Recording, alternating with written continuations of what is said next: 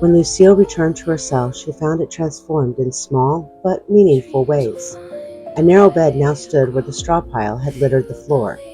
Against one wall stood a small table and stool, and upon the tabletop rested papers, ink, and a neatly trimmed quill.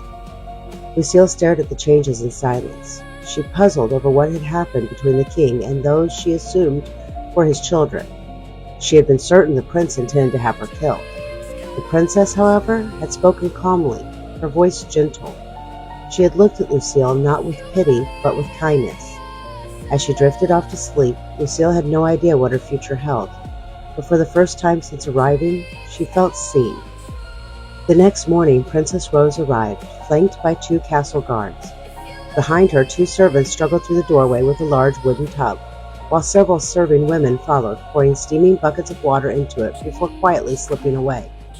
Others placed bread and some sort of stew, along with a mug of water, down on the small table. Rose dismissed the guards to the far end of the corridor. Before the servants left, Rose spoke quietly to one of them, then gestured toward the table, bed, and writing supplies. The servant nodded. Rose had a smile of satisfaction on her lips as she glanced around the cell. Father kept his word. She's just a kid, Lucille thought, watching her cautiously. 16, maybe 17, but she carries herself like she's already used to being obeyed. The thought made her chest ache. I was supposed to be graduating high school, not rotting in a dungeon while some princess plays dress up with me. Rose pointed toward Lucille's filthy clothes, then towards the steaming tub. Moraine, she said slowly, carefully enunciating each syllable. Lucille frowned. Rose gently tugged at the mud-caked sleeve. Moraine. Then she pointed to the garment again. Moraine. Understanding slowly dawned. Moraine? Lucille repeated awkwardly. Rose smiled and nodded. Next, she mimed washing herself. Marai. She gestured toward the steaming water. Marai. Wash. Rose nodded encouragingly before lifting a simple wool dress. Vesta. She shook the garment gently. Vesta. A dress. Understanding finally settled in. Clean clothes. Lucille nodded, tears burning behind her eyes. For the first time in days, someone wasn't shouting. Don't cry. Not in front of her. You don't know if kindness is a trap yet. She washed as best she could, her face blazing red at the lack of privacy. Afterwards, she changed into the scratchy wool dress. It smelled of lye and wood smoke, and hung loose on her frame, but it was warm, keeping the damp chill of the dungeon at bay. For that, she was grateful. Then the lesson began. Rose pointed to herself. Rose. Then she touched her own chest. Nah. Finally, she pointed towards Lucille. Tha? Lucille hesitated before touching her own chest. Lucille, she answered, her voice still hoarse. Rose. Okay, I can remember that. She's the only person who's looked at me like I'm a person instead of a threat. Don't mess this up. Rose picked up a wooden cup. Elar. She touched the cup. Elar. Then she lifted it and took a drink. Elar. Finally, she offered it to Lucille. Understanding flickered. Elar?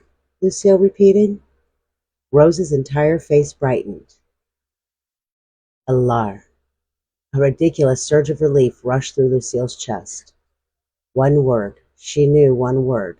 Elar. Water. Rose pointed to a piece of bread. Varan. Bread.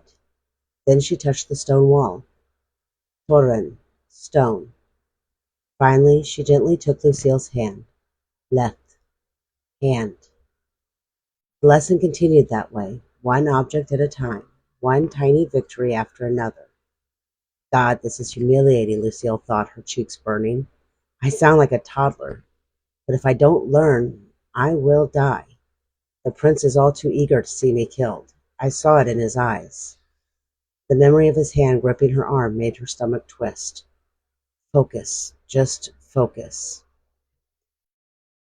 As evening fell, she could barely manage a handful of words. Her head throbbed and her throat felt raw. Rose didn't seem frustrated. If anything, she appeared fascinated. She pointed toward the cup, Elar, then towards the bread, Baran. Next, she pointed gently at Lucille. Finally, she tapped her own temple. Liran. She smiled warmly. Dasira Liran. You will learn. Lucille swallowed hard.